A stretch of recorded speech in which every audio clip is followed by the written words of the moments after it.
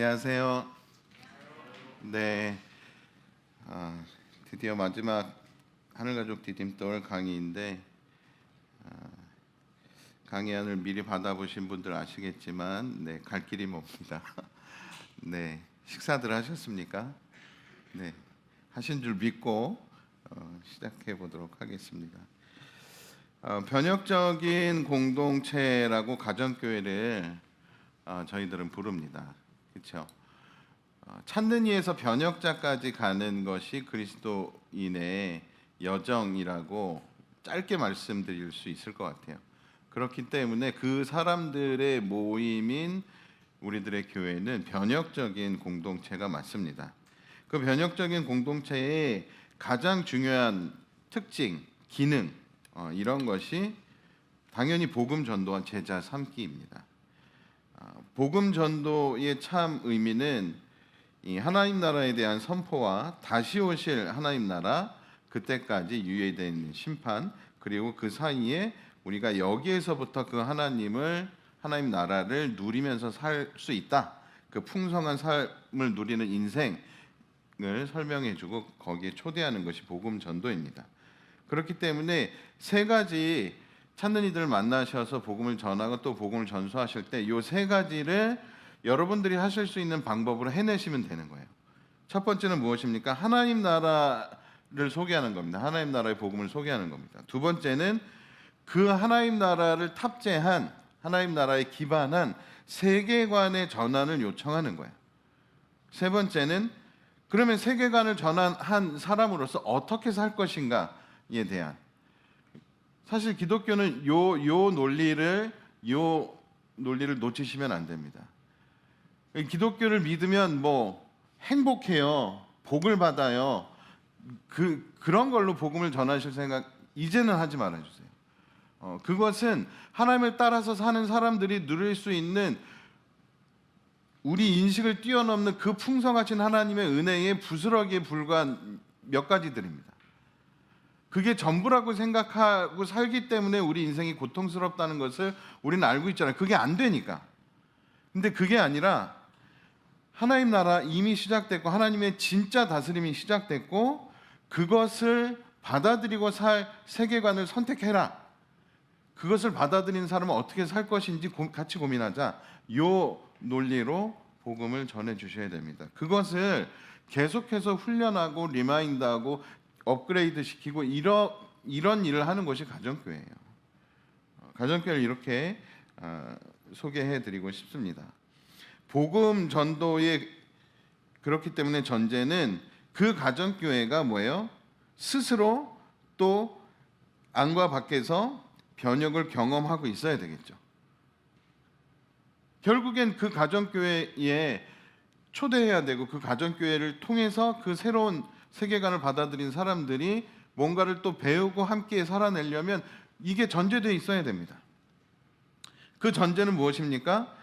안과 밖의 변혁이라고 하는 그 변혁의 실체는 무엇입니까? 대가를 지불하는 것과 견디는 것을 통한 대안적인 라이프 스타일이에요. 그냥 대안적인 라이프 스타일이 아닙니다. 그렇죠? 계속해서 지금 이 시리즈에서 제가 강조하고 있는 표현들이 몇 가지 있죠. 그 중에 하나가 무엇입니까? 대가 지불하는 거, 견디는 거. 그것을 통한 새로운 라이프 스타일. 이게 변혁입니다. 쉬운 말로 말씀드리면. 그래서 일상에서 고민을 시작하고 그 복음의 내용을 내가 받아들인 만큼 살아내는 것, 그게 가정교회예요. 그게 변혁이고요. 그 변혁적인 가정교회는 그런 사람들의 모임인 겁니다. 고민을 시작하고 받아들인 만큼 살아내는 것. 근데 그것이 사람마다 자기 이슈가 다 다르고 자기 이 생활 반경이 다 다르기 때문에 다양한 영역들이 있을 거예요. 다양한 주제들이 있을 거예요. 근데 어떤 거는 고민하고 어떤 거는 고민 안 하고 넘어가요. 그것들을 넓혀가는 겁니다. 어떤 것은 주대심, 예수 그리스도가 그 영역의 주인이 되어 있어. 근데 어떤 것은 아직 안 돼 있어. 여전히 내가 주인이야. 그것들을 줄여가는 거예요. 그것을 함께하는 게 가정교회고 그것을 변혁이라고 부르는 겁니다. 그게 전제되어야 우리가 다른 사람에게도 복음을 전할 수 있는 거죠. 복음 전도의 방법론으로 저희 나들목 양편교회는 그리고 나들목교회 네트워크에 속한 교회들은 풍성한 삶으로의 초대를 기본으로 합니다. 여러분들이 다양한 자기만의 방법이 있을 줄로 알아요. 네. 없는데도 이거를 안 쓴다 그러면 그런 거 없는데도 안 쓴다 그럼 전도 안 하겠다는 얘기고, 자기만의 노하우가 있으실지라도 그것은 접근법으로서 여러분들의 노하우를 충분히 사용하십시오. 인격적인 다양한 접근법에서 여러분들의 노하우를 사용하시고, 마지막에 복음을 전하실 때는 다른 것을 하려고 하지 마시고 잘 정돈되어 있는 풍성한 삶으로의 초대를 적극 활용해 주시기 바랍니다. 이것이 저희들이 추구하는 다양성과 일치의 측면에서도 그렇게 해주시는 것이 맞습니다. 자, 그러면 복음 전도 이후에 반드시 따라오는 것이 있는데 그것은 무엇입니까? 초기 양육이 반드시 이루어져야 됩니다. 풍성한 삶의 첫걸음이죠. 풍성한 삶의 첫걸음, 그 다음에 뭐 큐티하는 거, 예배하는 거, 기도하는 거, 이거 다 다뤄줘야 돼요. 누군가 한 번쯤은. 왜냐하면 혹시 그런 경험 해보셨어요? 우리 아이가 이거는 알고 있겠지 하고 안 가르쳤는데 알고 보니까 못하는 거. 그런 경험들이 있으시다면 반드시 이것을 그냥 지나치지 말고, 허투루 지나치지 말고 해줘야 된다라는 것을 꼭 기억해 주시기 바랍니다. 네, 많은 이야기들이 있지만 저는 오늘 갈 길이 급하기 때문에 예화는 빼고 가겠습니다. 네. 그런데 이런 질문이, 또 이런 대답을 하시는 분들이 있어요.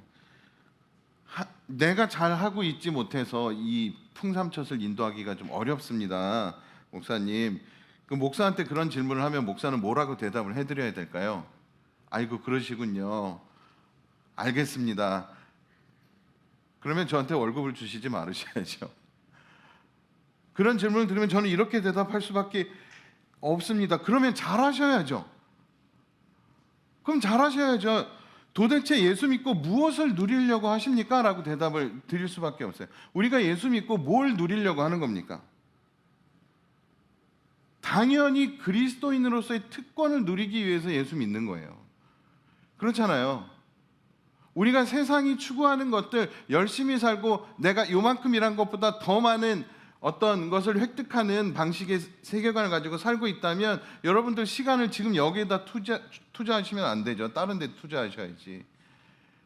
기독교를 믿는다는 것은, 예수 그리스도를 믿는다는 것은 그리스도인의 특권, 하나님과의 인격적인 관계를 얼만큼 누리느냐에 달려 있어요. 사실 거기가 출발점입니다.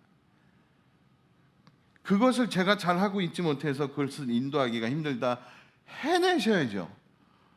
여러분, 누구는 그것을 잘 알아서 성경을 기록한 사람들까지 있어. 그 시대에 누가 가르쳐주지도 않았는데, 제대로 훈련 프로그램도 없었는데, 그렇죠? 하나님을 알아가고 추구하고 하나님 나라를 이해한 사람들이 있어요. 제가 늘 말씀드리잖아요. 그런 걸 짜증내셔야 된다고.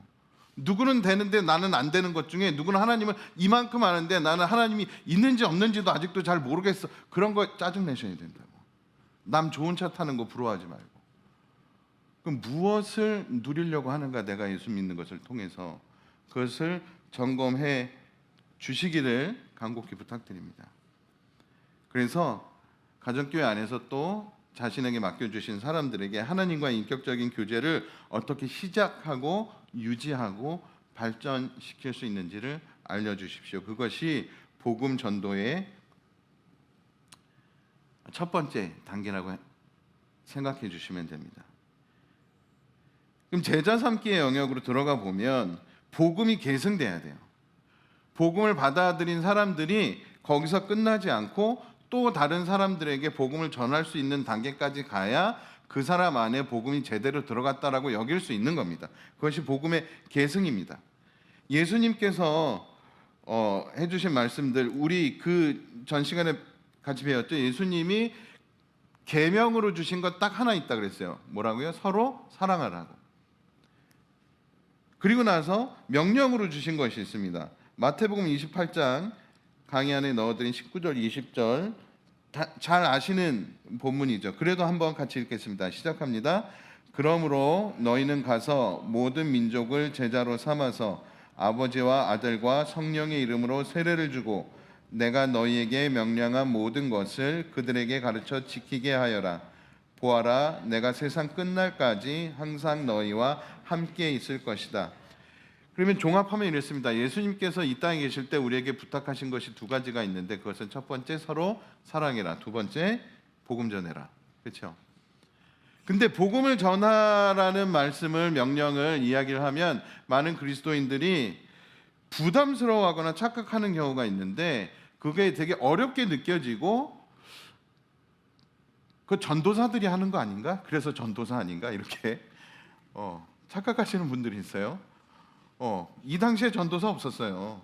그렇죠? 모든 사람에게 하신 말씀입니다. 그러면 이렇게 표현 드리고 싶어요.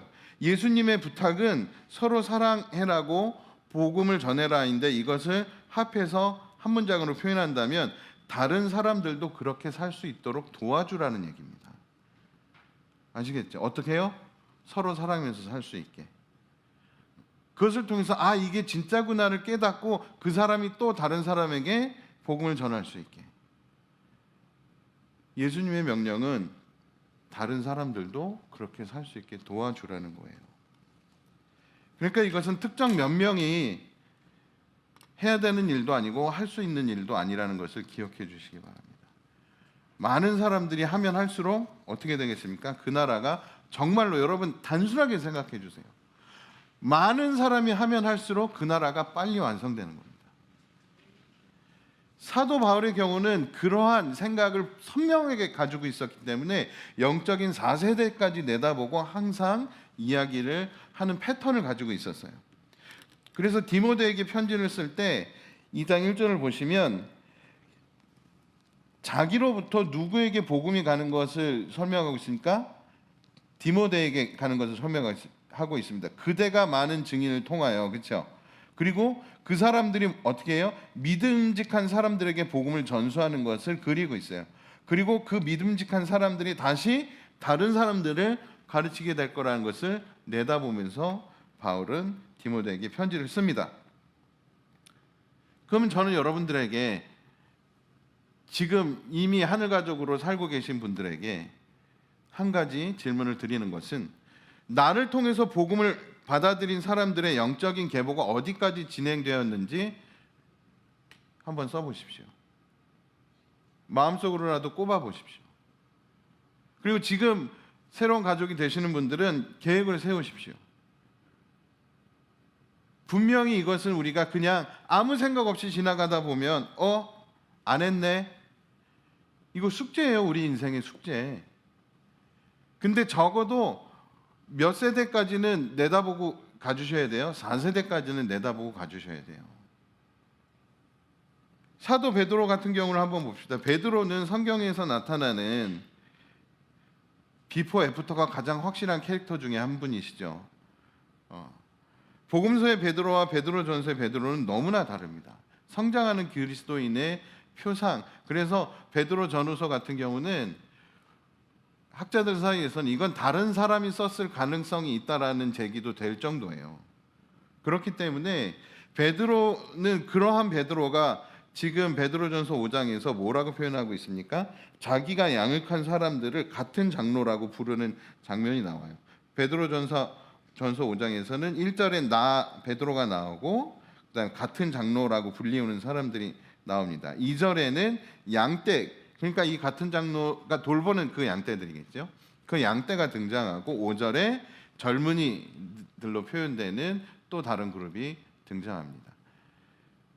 이 유사한 패턴을 보십시오. 그리스도 안에서 성장하고 복음을 전수하고 있는 사람들은 어디까지 내다보고 자기 인생을 살고 있다고요? 적어도 4세대까지는 내다보고 살아냈다는 것을 우리는 볼 수 있습니다.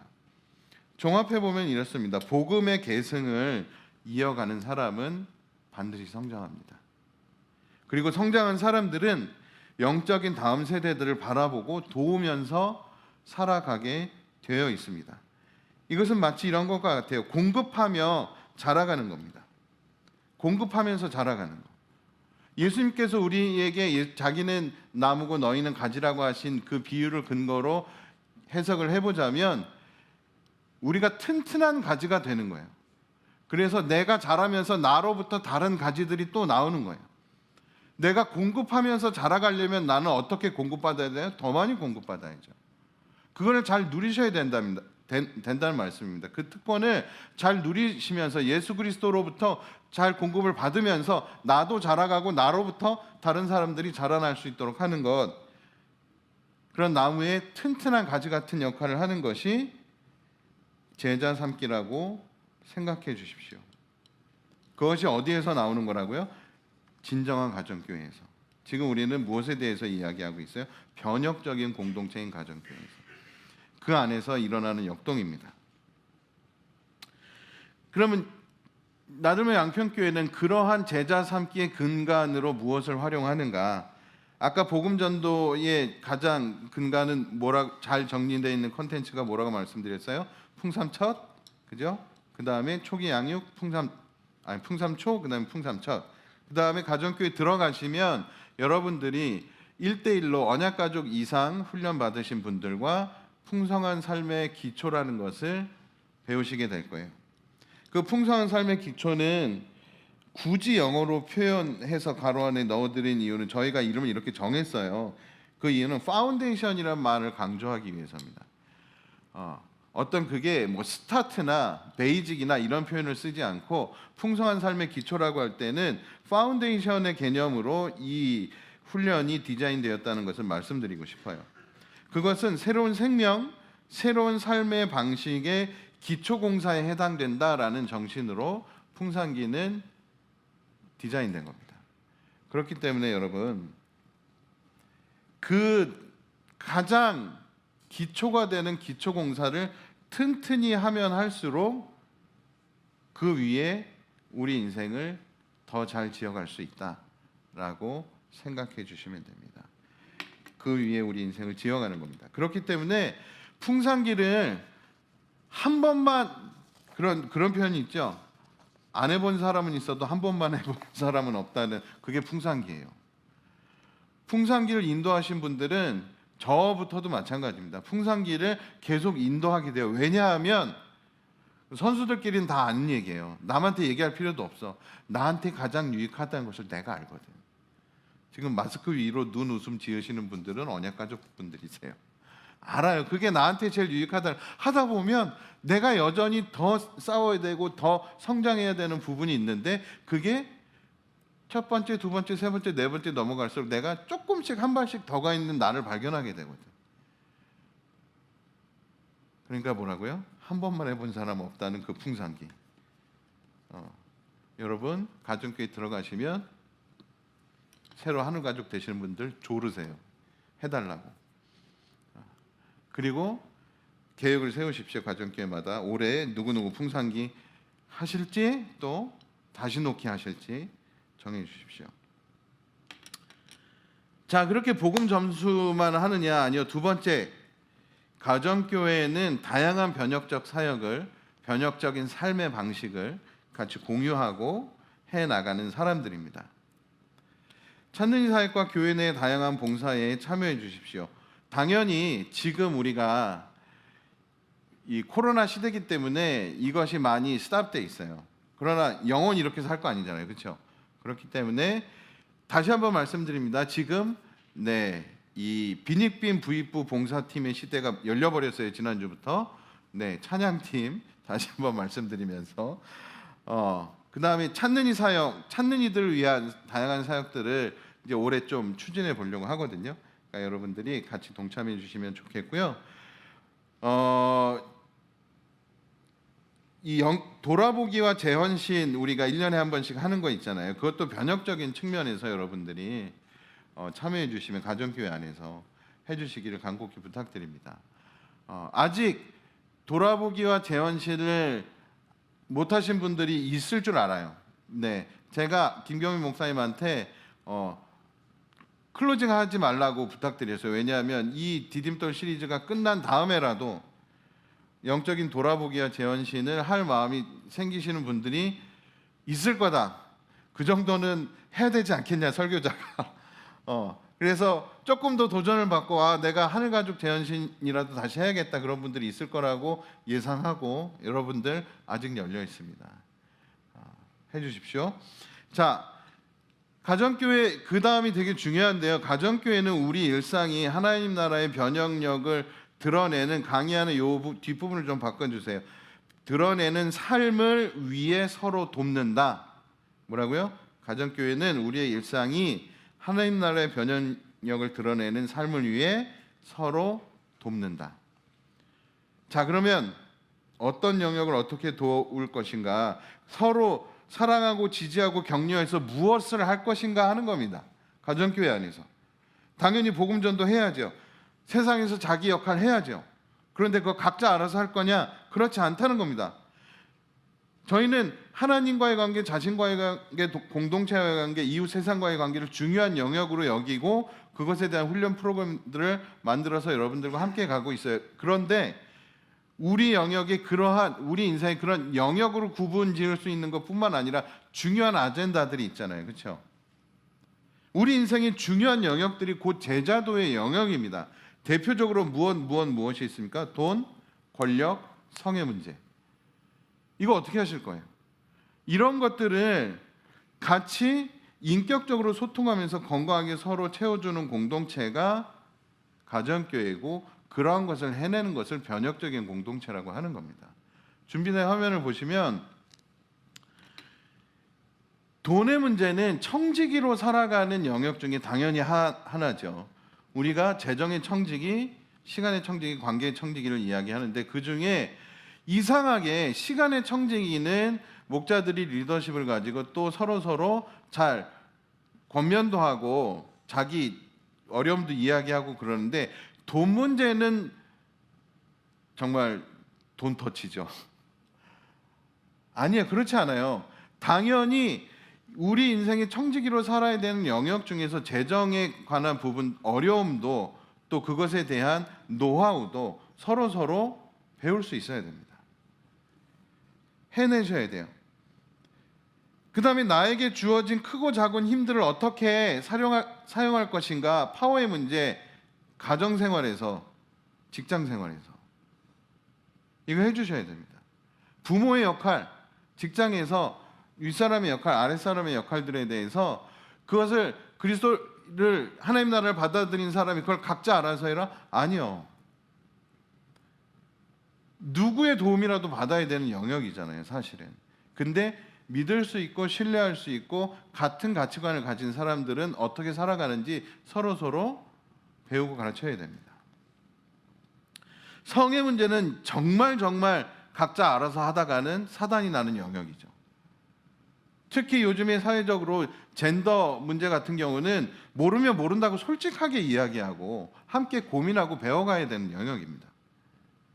인격적인 부부관계에 대해서 인격적인 부부관계로 처음부터 그렇게 다 되지 않아요. 그렇게 되어간 사람들로부터 배울 수 있어야 됩니다. 그리고 우리는 부부관계가 이 인간관계도 그렇고 성생활도 그렇고 인격적이지 못하다라는 것들을 직면하고 인정할 수 있으셔야 돼요. 그런 문제가 있는 분들은, 어려움이 있는 분들은. 그리고 그것을 자기가 신뢰할 수 있는 리더들과 소통하고 도움을 받으실 수 있어야 됩니다. 그것이 가능한 세팅이 어디가 돼야 된다고요? 가정교회가 돼야 된다고요. 그것이 진짜로 변혁적인 공동체입니다. 싱글 라이프의 누구도 모르는 싱글 라이프의 고충에 대해서 인격적인 소통을 할 수 있는 것이 가정교회여야 합니다. 이러한 것들이 우리 인생의 중요한 영역들이잖아요. 그 영역들이 어디의 영역이라고요? 당연히 제자도의 영역이 됩니다. 더 나아가서 가정교회는 각각의 준비와 부르심에 따라서 다양한 변혁 사역에 참여하게 되죠. 주거 문제, 교육 문제, 환경 문제, 지역 문제, 사회 문제, 다양한 영역들이 있어요. 나들모 양평교회는 지금 첫 번째, 두 번째는 상당히 이 실험적인 대안을 해내고 있는 공동체라고 여겨주시면 됩니다. 그리고 환경 문제에 대해서 저희가 작년에 또 그 말씀 시리즈를 통해서 또 이미 잘 하고 계신 분들도 있고 거기서부터 시작해서 쭉 연장선상에 계신 분들도 있을 줄로 믿습니다. 그리고 올해 지역사회에 우리 교회가 어떠한 대안적인 도움이 될 수 있을까를 스터디하고 있어요. 그쯤에 있는 교회라고 생각해 주시면 됩니다. 그렇기 때문에 우리들의 가정교회는 이러한 부르심을 찾고 그 부르심에 따라 다양한 변혁 사역을 해내는 공동체로까지 가는 것이 우리들의 코스다라고 생각하시고 가정교회에 참여해 주시고 가정교회를 이끌어 가 주시기 바랍니다. 그러한 가정교회 안에서 목자와의 관계는 어떻게 세팅되어 있느냐? 지난주 강의에 여러분들 기억나십니까? 제1의 일치, 제2의 일치, 제3의 일치 말씀드렸죠. 그 제3의 일치를 향해 함께 가는 사람들이 가정교회예요. 그렇죠? 그러니까 가정교회 들어가 보시면 이미 튼튼한 가지로 자리를 잡고 계신 분들이 있을 거예요. 그분들한테 여러분 탁 달라붙어서 빨대를 꽂으셔야 돼요. 그래서 여러분들이 또 잘 자라서 누군가가 나한테 빨대를 꽂을 수 있게 해주시는 게 우리의 목표입니다. 그것에 가장 큰 역할을 하고 계신 분들이 목자님들이라고 생각해 주시면 됩니다. 그렇죠? 너무 이렇게 상상하지 마세요. 그럼 저 사람한테는 몇 개의 빨대가 꽂혀 있는 거야. 훌륭한 분들이에요. 정말로 훌륭한 분들입니다. 그렇기 때문에 나들목 양평교회 가정교회의 목자와 가족들의 관계는 영적인 부모와 가족이라고 분명히 말씀드릴 수 있어요. 근데 이 부모와 자녀 사이에 당연히 여러분 당연한데 잘 안 돼서 어려움이 생기는 경우가 무엇입니까? 시간의 투자가 잘 안 돼서 요원해지는 경우가 생기죠. 자녀들이 자랄수록 그렇죠? 시간의 투자가 쉐어하는 시간이 줄어들어서 생기는 문제가 많습니다. 인격적인 소통이 단절됩니다. 상호 존중되지 않습니다. 그래서 부모와 자녀 사이에 관계가 어그러지는 경우들을 보게 돼요. 그걸 거꾸로 해내시면 된다는 뜻입니다. 시간에 투자해 주셔야 돼요. 인격적인 소통 해주실 겁니다. 그리고 상호 존중해 주셔야 돼요. 이것이 지켜져야 변혁과 동반 성장이 될 수 있어요. 적어도 제가 아는 한 나들목 양평교회 목자님들은 이것을 하실 수 있는 분들이에요. 다 하고 계시고. 그런데 여러분들 상호 존중적인 측면에서 제가 한 가지 분명히 말씀드리는 것은 시간의 투자와 인격적인 소통과 상호 존중을 하는 것들이 나들목의 가정교회들이 또 목자님들이 이것을 잘 해내고 계신데 성향에 따라서 그렇잖아요. 사람 성향이 다 다르잖아요. 교회에서 공동체에서 이것은 기본으로 해주십시오라고 요청하는 것 외에 엑스트라로 자기의 시간과 소통의 양과 에너지가 다를 수 있어요. 사용하시는 목자님들이. 그것에 대해서는 서로 존중해 주셔야 됩니다. 나는 내가 생각하는 인격적인 소통을 이만큼이 필요한데 우리 목자님 요만큼밖에 안 해줘. 아니요, 교회에서 꼭 해내 주십시오 하는 게 그만큼이라고요.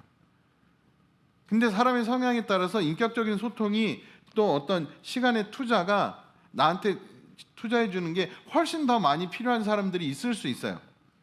그런데 목자님들이 그것을 다 해내실 거라고는 생각하지 마세요. 그건 사람의 성향에 따라 다른 것이고 그거는 다이버시티의 측면에 해당되는 겁니다. 우리 교회의 다양성의 측면에 해당되는 거예요.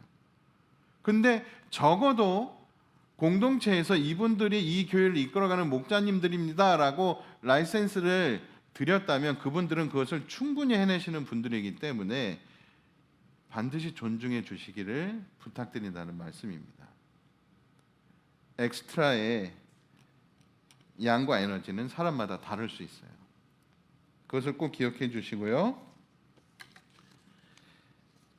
그러면 넘어가 볼까요? 진실한 공동체, 건강한 교회로 넘어가 보도록 하겠습니다. 에베소서 4장에서 바울은 다행히 이 본문을 저희가 한번 다뤘기 때문에 여러분들 어렵지 않을 거라고 생각하는데요.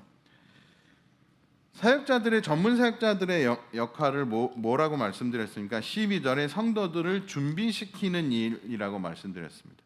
이키핑하는 일입니다. 그래서 우리들이 해야 되는 일들은 무엇입니까? 봉사라고 표현되어 있는 그 단어는 사역이라는 말, 누군가를 돌보는 일이에요. 사실은 그것을 통해서 그리스도의 몸을 제대로 세우는 일이 가능해지도록 여러분들을 돕는 것이 사역자들이 하는 일입니다. 이것을 이번 말씀 시리즈에 맞게끔 요약해 드린다면 이렇게 말씀드릴 수 있어요. 우리가 아는 것과 사는 것이 다르지 않도록 여러분들을 돕는 게 사역자들의 역할입니다. 그렇게 하기 위해서 사역자들은 세 가지 종류의 일들을 합니다. 첫 번째는 티칭이고, 두 번째는 트레이닝이고, 세 번째는 이키핑이에요. 설교하고 세미나 같은 것들을 준비하고요. 여기에서 제일 사실 중요한 것은 필요를 파악하고 그 필요들 중에 영적인 분별을 해내는 건데요. 쉽지 않습니다, 사실. 그 다음에 여러분들에게 이미 저희 나들목교회 네트워크에는 여러분들의 훈련을 위해서 오늘 말씀드린 풍삼초, 풍삼첫, 풍삼기, 그 다음에 언가디, 헝가디, 언약가족이 되는 훈련, 목자가 되는 훈련 코스웍들이 잘 놓여져 있습니다. 새로 가족이 되시는 분들은 여기에 적극적으로 참여하십시오. 그래서 다양한 예배들도 존재하는 거예요. 언약가족 예배도 드리고, 목자 기도회도 하고, 네트워크 지도자 기도회도 하고, 그 다음에 또 이 혼자의 힘으로 벗어날 수 없는 어려움에 직면한 가족들과 함께 목양 특별 소위원회를 구성해서 또 함께 고민하기도 합니다. 이런 것들이 사역자들이 하는 역할이에요. 그러면 공동체 구조를 한번 보실 텐데요. 이 그림은 여러분들 그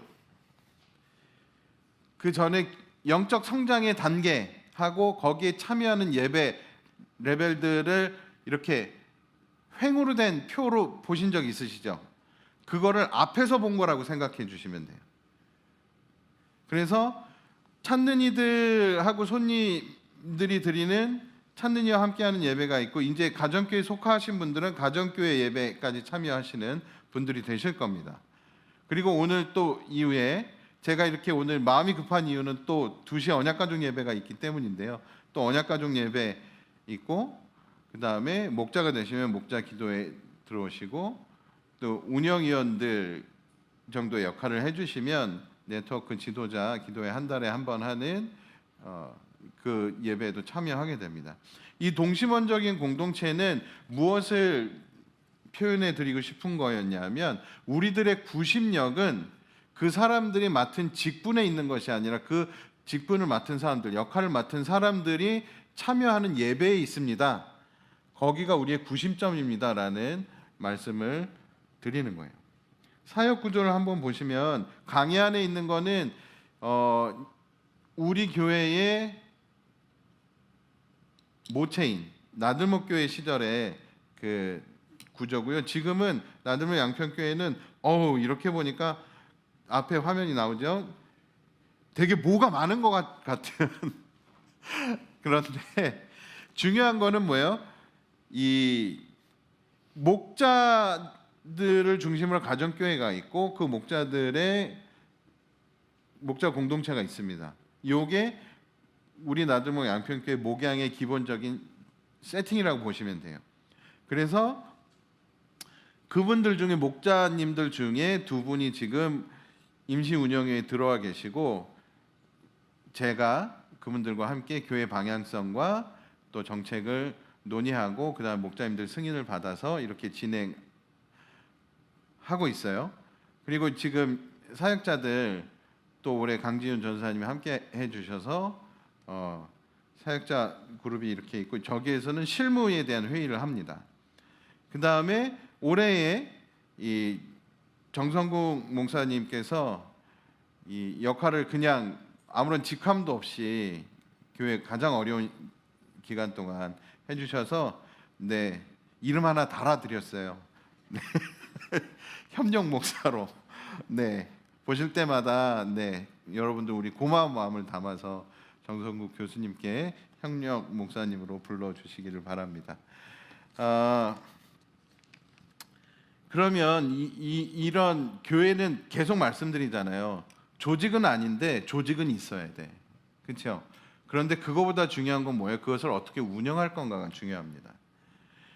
지금부터 드리는 이 강의 안에 들어있는 운영 원칙은요, 나들목 교회가 지금까지 사역을 해오면서 어떻게 하면 건강한 교회를 세울 수 있을까라는 것들을 고민하고 성경에서 근거를 가지고 교회를 운영해 왔던 것들을 정리해 놓은 내용입니다. 근데 나머지 5가지는 빨리빨리 넘어갈 거예요. 그런데 중요한 것은 예수님의 중심 가르침인 하나님 나라 때문에 이 5가지가 나왔다는 것을 말씀드리고 싶어요.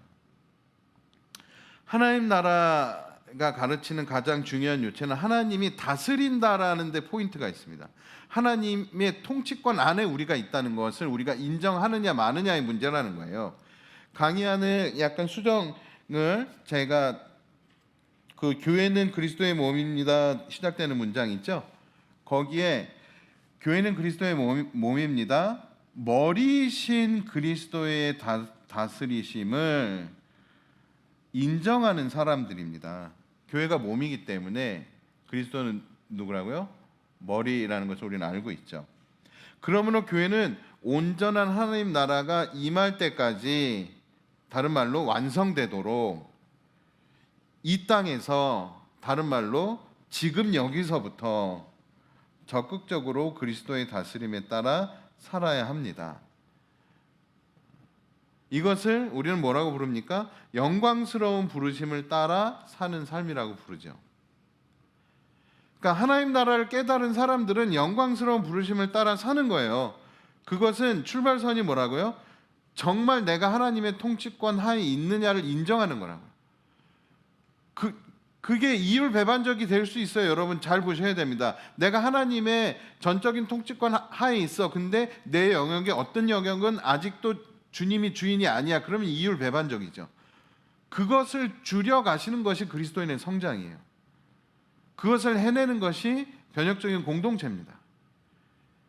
그 대전제가 하나님 나라고요. 마태복음 16장 18절에서 예수님이 베드로에게 이 반석 위에다 내 교회를 세우겠다 하셨는데, 이 반석을 베드로라고 생각해서 교회에 이상한 교권이 생겼죠, 사실. 그래서 아직도 교황이 존재하는 겁니다. 근데 여기는 어떻게 해석해야 돼요? 주는 그리스도시요 살아계신 하나님의 아들이라고 바로 앞전에 베드로가 고백했던 그 고백. 그럼 주는 그리스도시요 살아계신 하나님의 아들이라는 고백이 무슨 말이냐고요? 그것은 예수가 메시아이며 통치자임을 고백하는 거죠. 그리스도는 메시아입니다. 하나님의 아들은 실제 통치자라는 뜻입니다. 실제 통치자. 그럼 여러분, 그러한 분이 우리를 뭐라고 부르셨어요? My Church라고 부르셨어. 내 거라고 부르셨어요. 그렇기 때문에 그분이 우리를 자신의 것으로 지어가시는 그 다스림을 인정하시는 게 교회로 살아가는 가장 중요한 영역입니다. 내가 정말 예수님의 것인가? 이 이야기를 왜 골로새서 1장 18절과 함께 왜 강조를 해드리냐면, 이것만 잘 지켜줘도 교회 안에 많은 문제들이 발생하지 않아요. 누가 머리냐? 내가 누구 거냐? 그렇죠? 그러면 우리의 마음과 생각이 각자 다르더라도 누가 머리인지에 따라서 재조정될 수 있죠. 누가 주인이냐에 따라서 그것은 당연히 우선순위가 결정될 수 있습니다. 그렇기 때문에 공동체가 내 생각대로 되어야 한다는 그 생각, 심지어 자기의 생각이 하나님의 뜻이라는 착각을 경계해 주셔야 돼요. 그 얘기는 무엇이냐면, 여러분들 제가 그런 행동을 하면 그것도 경계하셔야 된다는 거예요. 대표 목사가 여기 같이 계시지만 운영위원이 누군가가 협력 목사님이 자기 생각이 마치 하나님의 뜻인 것처럼 행동하는 것 같을 때 여러분들 주저하지 마시고 혹시 그렇게 생각하시는 거예요? 라고 물어보셔야 돼요. 그거 아니라고요.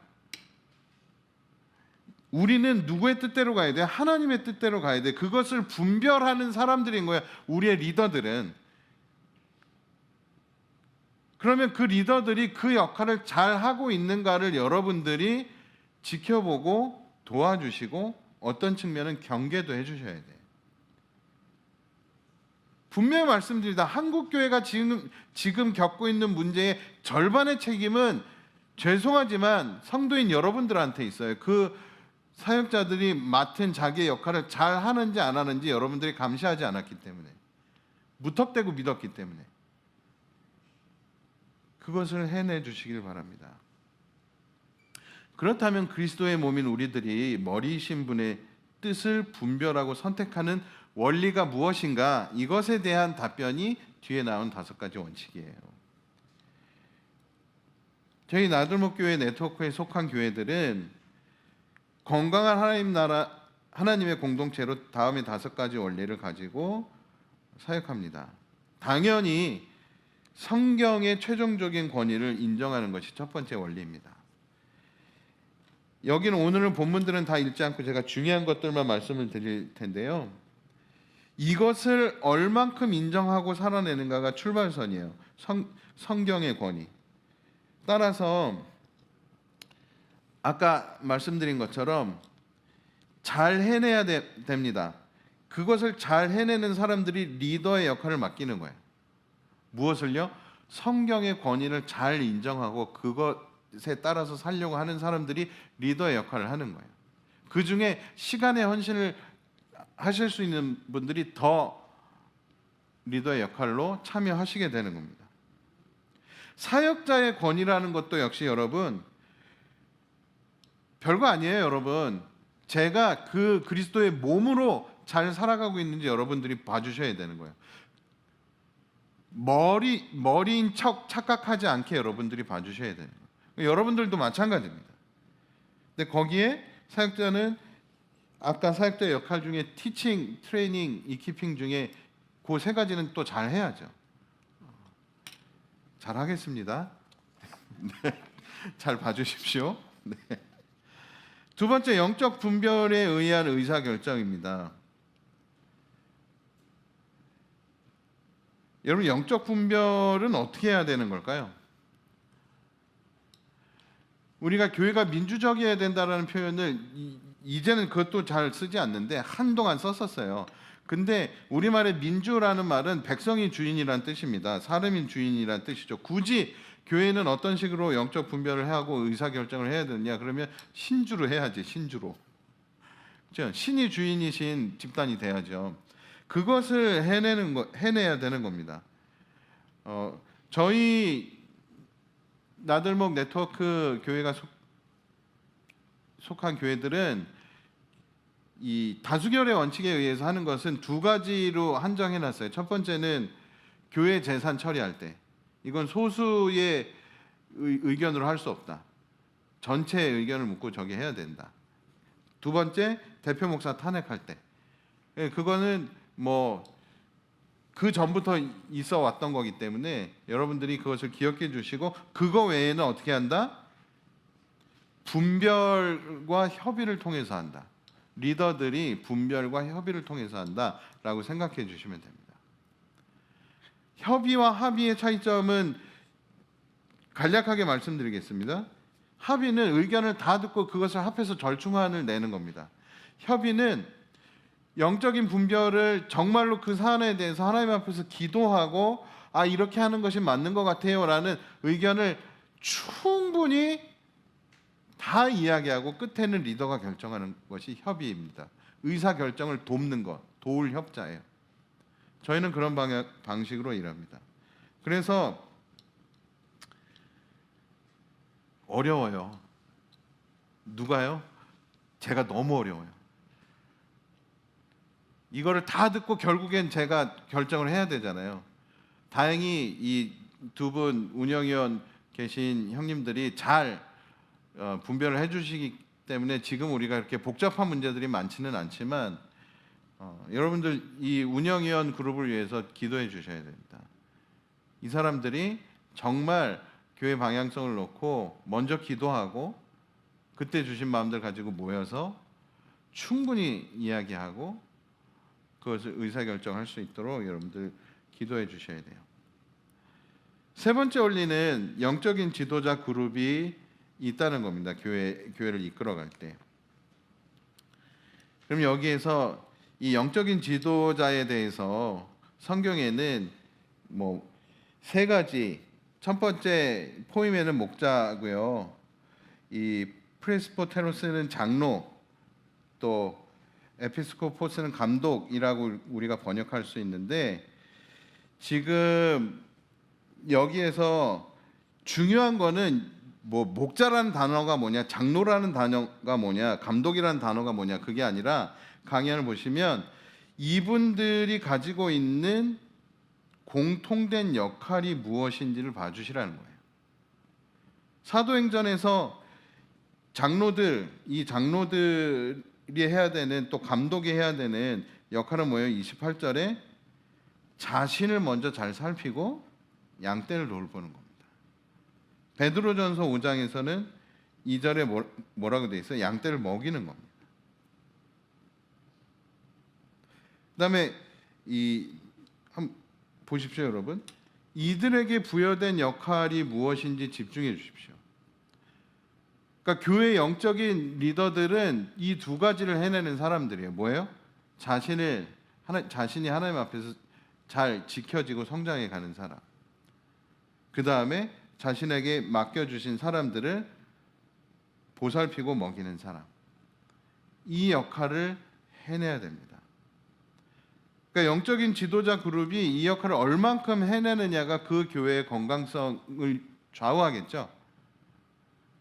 지금 하늘가족 들어오시는 분들은 여러분 앞으로 이제 신앙생활을 어떻게 할 건가 그림을 그리실 줄로 믿는데, 또 이런 그림을 그려 주십사 하는 겁니다. 이 교회 들어와서 내가 훈련 받아서 어디까지 가야 돼? 나 자신을 살피는 것을 놓치지 않는 사람으로 살아야 돼요.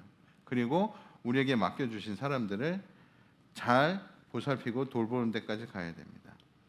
그분들이 지금 누구라고요? 목자님들이라고. 아시겠죠?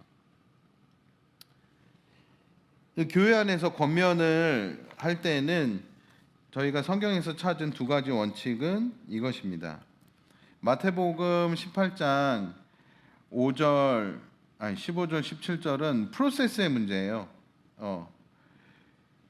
이 마태복음과 갈라디아에서 다루고 있는 것은 여러분 첫 번째, 두 번째 본문에서 이 중요하게 공통적인 것이 있다면 죄를 짓거든 갈라디아에서 죄에 빠진 일이 드러난다면 죄에 관한 문제를 다룰 때예요. 그렇기 때문에 어떤 실수를 한 거를 다룰 때 그렇게 하라는 것은 아닙니다. 이것도 얘기가 길어져요. 넘어갈게요.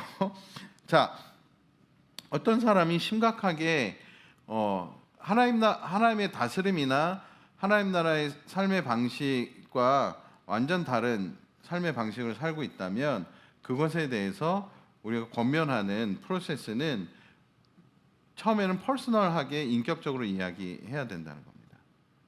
두 번째는 뭐예요? 믿을 수 있는, 그 사람이 신뢰할 수 있는, 이거 중요해요. 그 사람이 신뢰할 수 있는 한두 사람이 같이 찾아가서 이야기하는 겁니다.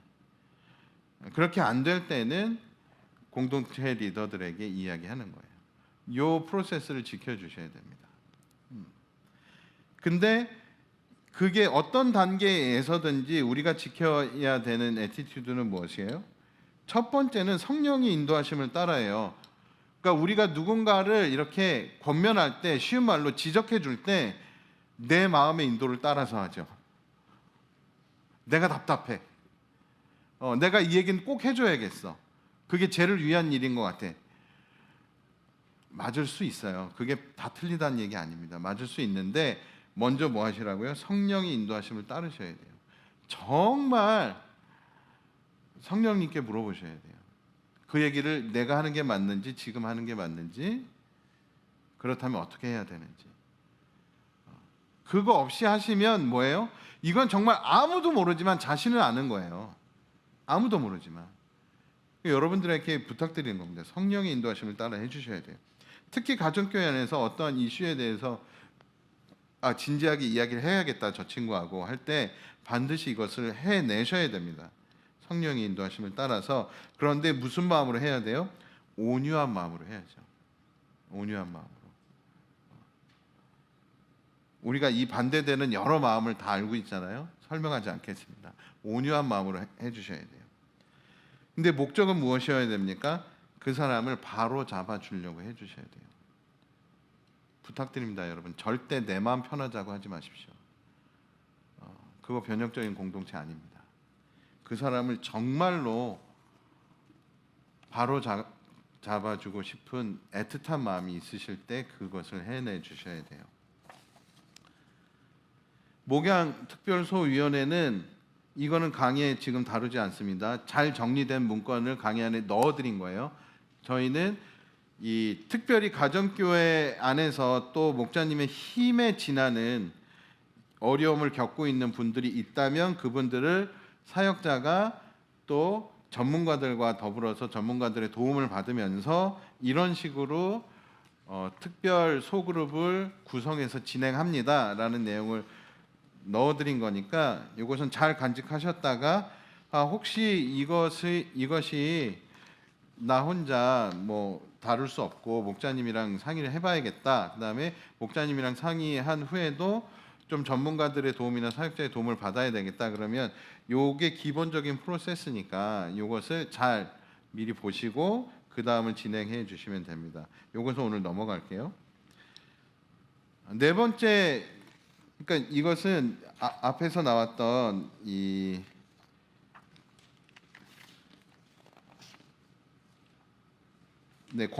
권면의 그 부록이라고 생각하시면 됩니다. 그리고 네 번째 원리는 섬김의 원리입니다. 자, 마가복음 10장에서 43절 보십시오. 그러나 너희끼리는 이렇게 해서는 안 된다. 그 앞에 나오는 내용은 무엇입니까? 세상에서는 사람들이 어떻게 다른 사람을 대하는지를 쭉 쓰여 있죠. 근데 예수님이 뭐라고 말씀하셨어요? 너희끼리는 그렇게 해서 안 된다. 하나님 나라를 받아들인 사람들끼리는 세상의 방식대로 해서는 안 된다. 깨어진 세상의 방식과 다르게 공동체를 운영해야 된다는 거예요. 관계를 맺고 살아야 된다는 거예요. 요한복음 13장에서 유명한 말씀이죠. 예수님이 발을 씻겨주신 다음에 해주신 이 말씀은 너희도 이렇게 하라고 내가 본을 보여준 것이다. 주님께서 보여주신 것처럼 섬기는 겁니다. 빌립보서 2장 3절 5절은 같이 한번 읽도록 하겠습니다. 시작합니다. 무슨 일을 하든지 경쟁심이나 허영으로 하지 말고 겸손한 마음으로 하고 자기보다 서로 남을 낮게 여기십시오. 또한 여러분은 자기 일만 돌보지 말고 서로 다른 사람들의 일도 돌보아 주십시오. 여러분 안에 이 마음을 품으십시오. 그것은 곧 그리스도 예수의 마음이기도 합니다. 변혁적인 공동체를 운영하는 원리 중에 섬김의 원리는 정리하면 이렇습니다. 뭐라고요? 첫 번째, 세상의 방식과 달라야 된다. 두 번째, 주님께서 본을 보여주신 것처럼 하는 것이다. 세 번째, 아까도 이 이야기 드린 것처럼 우리의 태도가 되게 중요해요. 겸손하게 하는 겁니다. 섬길 때. 그리고 누군가를 돌보시는 것이 무엇을? 그리스도의 마음으로 겸손과 돌봄으로 섬기는 겁니다. 가끔 그런 분들이 있어요. 지시의 은사가 있는 분들. 네, 은사 아닙니다. 성격입니다. 네, 넘어가겠습니다. 자, 다섯 번째 원리는 자발적 헌신입니다. 사실 제가 오늘 중요하게 다루고 싶은 원리는 이 부분인데요.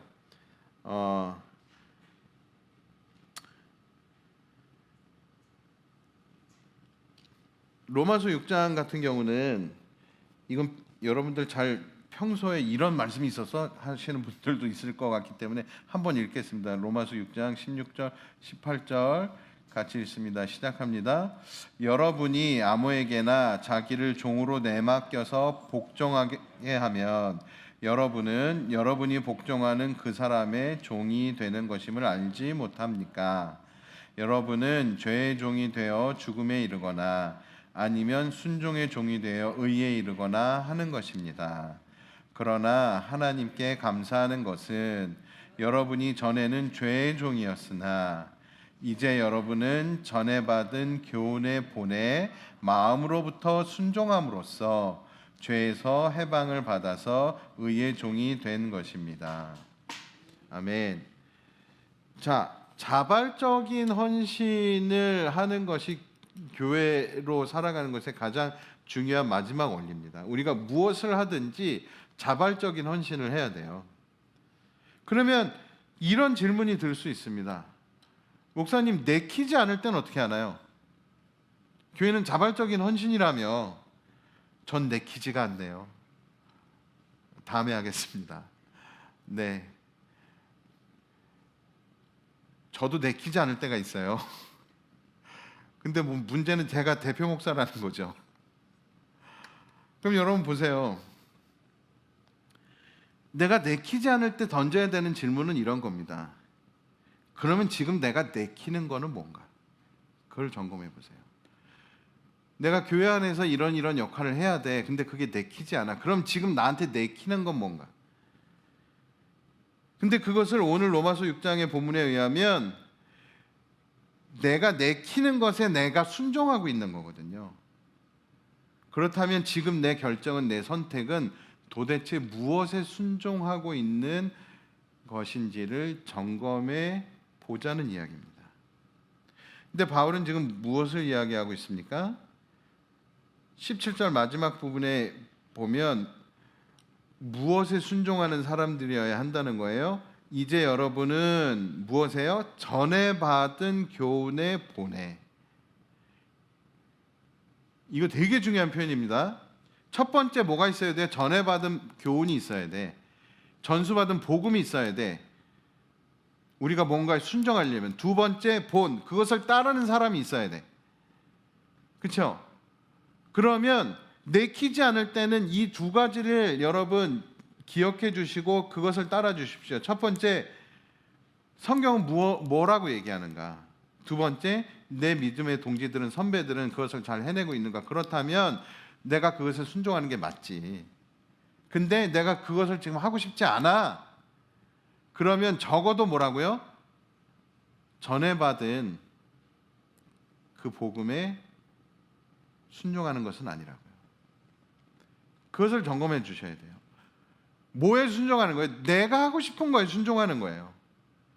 내 뜻에 순종하는 거예요. 그러면 저기서도 상충되는 겁니다. 누가 이 공동체의 머리이냐라는 그 질문에서도 상충되는 거예요. 그런데 참으로 감사한 것은, 또 놀라운 것은 뭐예요? 하나님은 그것을 억지로 하게 하지 않으실 거라는 거예요. 저도 그렇고 우리 목자님들도 그러십니다. 하늘가족이 되시는 여러분, 여러분들이 이제 이 교회에서 여러분들의 역할을 해주실 때 내키지 않을 때 점검해 보십시오. 나는 지금 무엇에 순종하려고 하고 있는 것인가? 두 번째, 이런 생각이 드실 수 있어요. 교회가 왜 이래? 교회가 왜 이래? 그때 에베소서 4장 16절을 읽으셔야 됩니다. 제가 읽어드릴게요. 온몸은 머리이신 그리스도께 속해 있으며 몸이 갖추어져 있는 각 마디를 통하여 연결되고 결합됩니다. 각 지체가 그 맡은 분량대로 활동함을 따라 몸이 자라나며 사랑 안에서 몸이 건설됩니다.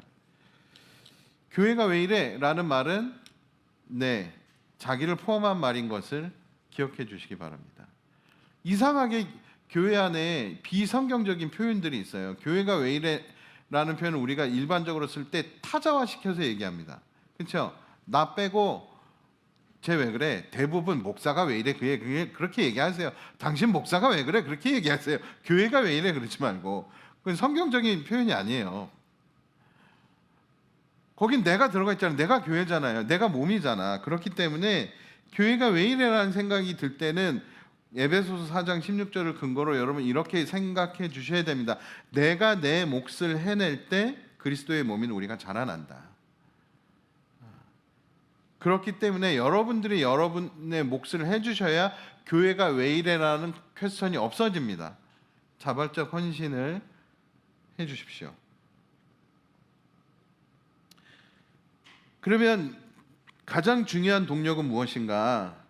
자발적인 헌신의 가장 중요한 동력, 누가복음 9장 23절 같이 읽습니다. 시작합니다. 그리고 예수께서 모든 사람에게 말씀하셨다. 나를 따라오려는 사람은 자기를 부인하고 날마다 자기 십자가를 지고 나를 따라오너라. 아멘. 네. 여러분, 이것이 자발적인 헌신의 동력입니다. 오늘 예수님께서 자기를 따라오려는 사람에게 하셨던 상당히 심플한 이 이야기는 무엇입니까? 첫 번째, 자기를 부인하라는 거예요. 두 번째, 자기 십자가를 지고 예수님을 따라오라는 거예요. 근데 이것을 너무 종교적으로 우리가 다양하게 해석을 해서 되게 뭔가 어려운 것을 해내는 것으로 착각하실 수 있어요. 그렇지 않습니다. 자기를 부인하라는 것은 자기의 옛사람, 그리스도 안에서 새로워지기 전에 내가 가지고 있었던 습성들, 나의 성향들, 그것을 멀리 하시라는 거예요. 그것을 경계하시라는 거예요. 그것을 줄여가시라는 거예요. 거기서부터 출발하시라는 거예요. 출발해서 어디로 가는 거예요? 예수 그리스도께로 가는 겁니다. 근데 그걸 어떻게 하셔야 돼요? 날마다 하셔야 돼. 네가 내 인생의 십자가다라는 표현, 뭐 이게 우리가 그 속된 말로 하잖아요. 누가 내 인생의 십자가? 내가 제일 내 인생의 십자가지. 그렇잖아요, 여러분. 저만 그럽니까? 저도 제 성격이 제일 힘들어요. 그렇기 때문에 여러분, 이 말씀은 자기를 부인하라는 말씀은 그 얘기입니다. 옛 자아를 부인하고 예수 그리스도께 날마다 가까이 갈 때 여러분, 우리는 자발적 헌신을 할 수 있어요. 그게 돼야지 사실은 가능해요. 요즘처럼 추운 겨울일수록 여러분, 우리가 차를 운전할 때 어떻습니까? 엔진을 시동도 미리 걸어놓고, 오래된 차는 그렇습니다. 시동도 미리 걸어놓고 예열이 돼야 자동차가 진짜 자동차지. 자발적으로 가는 거잖아요. 그렇죠? 시동이 걸려 있어야 돼요. 워밍이 돼야 돼요. 그래야 자동차가 자동차 역할을 하는 거야. 자발적인 헌신은 내가 예수 그리스도께 키가 꼽혀 있어야 돼. 시동이 걸려 있어야 돼. 그래서 옛 자로부터 출발해서 예수 그리스도께 내가 한 걸음 한 걸음 가고 있어야 돼. 그때 자발적인 헌신이 가능하지. 이게 안 돼 있는데 자발적 헌신은 여러분, 그거는 페이크예요. 그건 자기 기만이고 그것이야말로 가식입니다. 상황이 어려워. 그래서 헌신을 할 수가 없어. 근데 내가 마음을 굳게 먹는다고 헌신이 된다? 거짓말이죠. 갑자기 마음 먹는다고 되는 것이 헌신이 아닙니다. 그렇죠? 그렇기 때문에 예수님께서, 저는 이 말씀이 너무나 감사한 게 1년에 한 번 하라고 하신 게 아니잖아요. 빡세게 수련회 가서 빡세게 하라고 하신 게 아니에요. 날마다 해내라는 거예요. 할 수 있는 만큼씩 꾸준히 하라는 거예요. 계속 하라는 거예요. 그럼 여러분, 자발적인 헌신은, 다시 정리합니다. 누구에게 가까이 갈 때 가능하다고요? 나의 옛사람으로부터 예수께로 가까이 갈 때 가능해집니다.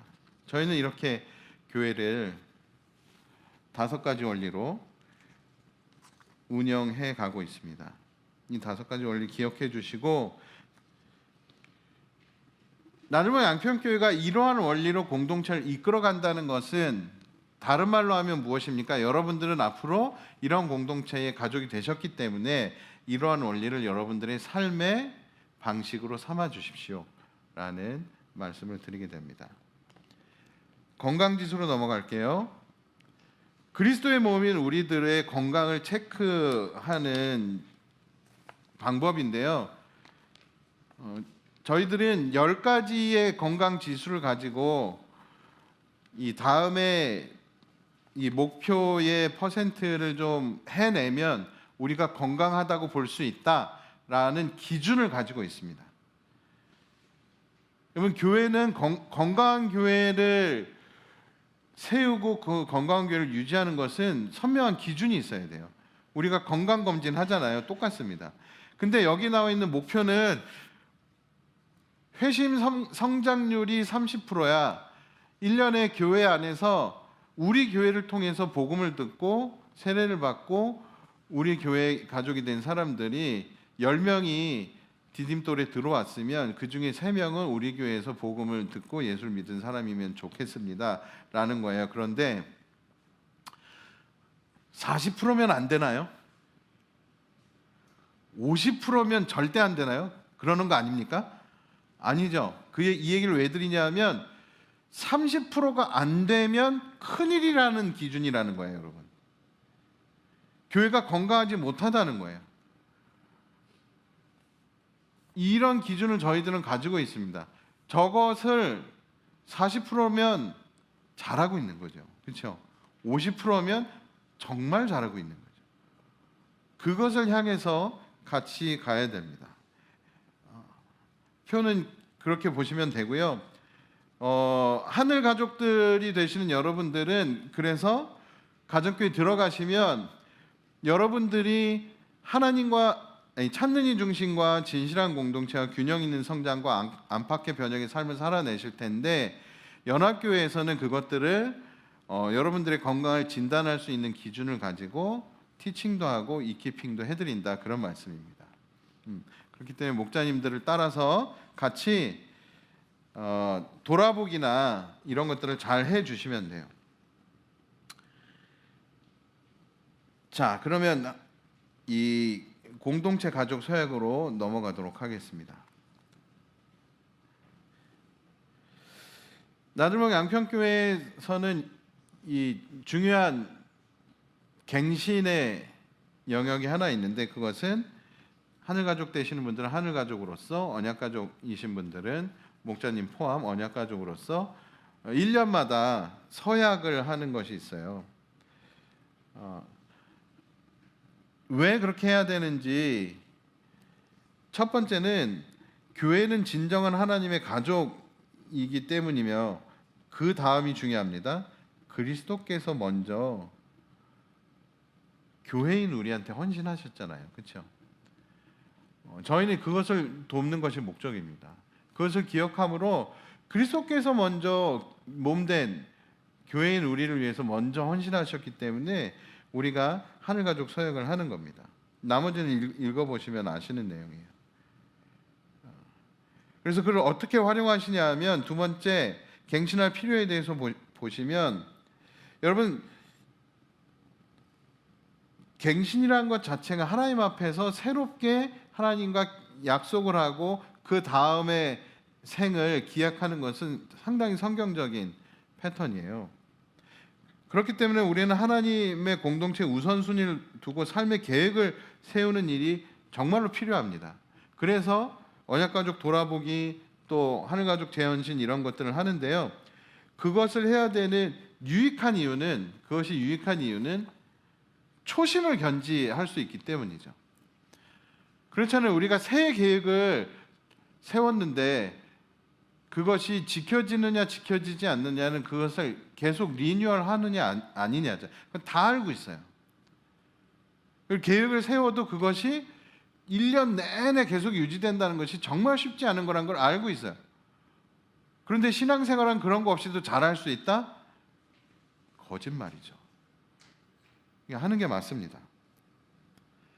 저는 이 표현이 사실 제일 좋아서 다루고 있는 건데요. 배수의 진을 칠 필요가 있어요. 신앙인들이. 우리의 신앙에 내가 적어도 1년에 한 번쯤은 내가 신앙인으로서 건강을 얼만큼 유지하고 있는지 돌아볼 필요가 있다. 이것은 배수의 진이다. 더 이상 물러설 곳이 없다. 이 마음으로 해주십시오.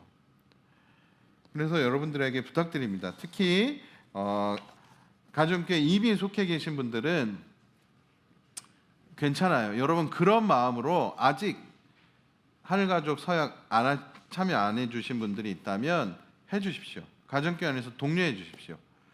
야, 이거 배수의 진을 치자. 여기에 이거는 다시 한번 해보자. 그렇게 좀 독려해 주시고 여러분들을 돌아보고 내다보는 시간으로 삼아 주셨으면 좋겠어요. 하늘가족 서약서는 이게 옛날 버전이기 때문에 여기서 언급하지 않겠습니다. 지금 저희가 모바일 버전으로 조금 더 구체적으로 돌아볼 수 있게 해드렸어요. 그러면 좀 이 말씀을 정리하고 마무리를 해보도록 하겠습니다. 여러분, 우리가 이번 달 말씀 시리즈를 제가 제목을 뭐라고 정했습니까? 우리가 아는 것들이라고 정했습니다. 왜냐하면 새로운 가족이 되신 분들보다 이미 가족교회에 속해 계신 분들이 더 많기 때문에 그렇습니다. 근데 우리가 아는 것들을 반복해서 이 시간에 같이 듣고 이것을 주일 예배 말씀으로 다뤄야겠다라고 생각한 이유는 올해 주제가 우리가 아는 것과 교회인 우리가 다르지 않게 한번 가봅시다 했기 때문에 1월달 말씀으로 이 말씀을 준비했어요. 그렇기 때문에 여러분, 특별히 가정교회 안에서는 이 말씀을 가지고 계속해서 돌아봐 주십시오. 여러분들의 가정교회를 돌아봐 주시고, 그래서 미뤘습니다. 이거 끝에 말씀드리려고. 저희들이 늘 해오고 있던 가정교회 상황 진단이란 것이 있잖아요. 그런 것들을 미뤄서 이걸 끝내고 우리가 해보자. 우리들 돌아보고 배수의 진을 치고 좀 적나라한 마음으로 해보자. 그래서 미뤄놨습니다. 다음 주에 광고 드릴 텐데 이번 주 돌아보시면서 또 말씀 시리즈 기억해 주시면서 정말 우리가 그것을 살아낼 수 있는 교회로 서로 격려하고 지지하고 기도했으면 좋겠고요. 또 새로 가족 되시는 분들 웰컴 했으면 좋겠습니다. 네, 기도하겠습니다. 우리 1분간 침묵하시면서 특별히 변혁적인 진정한 공동체로서 가정교회를 우리가 돌아보며 하나님께서 나에게 해주시는 말씀은 무엇인지 좀 귀 기울이는 시간 갖겠습니다. 기도하십시다.